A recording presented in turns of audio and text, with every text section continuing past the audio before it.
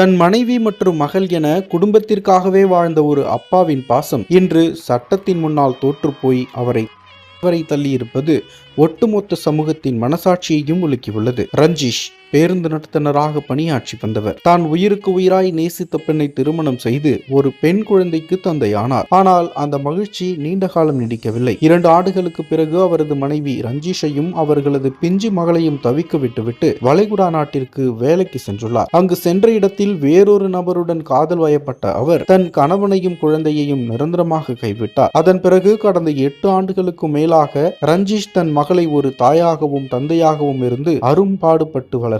தனது ஒட்டுமொத்த அன்பையும் நேரத்தையும் உழைப்பையும் தனது மகளின் எதிர்காலத்துக்காகவே அர்ப்பணித்தார். ஆனால் விதியின் கொடுமையாக பல வருடங்கள் கழித்து திடீரென வந்த அவரது முன்னாள் மனைவி மகளின் சட்டப்பூர்வமான பாதுகாப்பு உரிமை கேட்டு நீதிமன்றத்தில் வழக்கு தொடர்ந்தார். தன் கைகளால் வளர்த்த மகளை யாரிடமும் விட்டுத்தரக்கூடாது என்பதில் உறுதியாக இருந்த ரஞ்சிஷ் நீதிமன்றத்தில் தன் முழு பலத்தையும் திரட்டி போராடினார். ஆனால் நீதிமன்றமோ அந்த 8 வருட பாசத்தை பார்க்காமல் குழந்தையின் கஸ்டடியை துரோகம் செய்து ஓடிப்போன தாய்க்கும் அவளது புதிய கணவனுக்கும் வழங்கி உத்தரவிட்டது.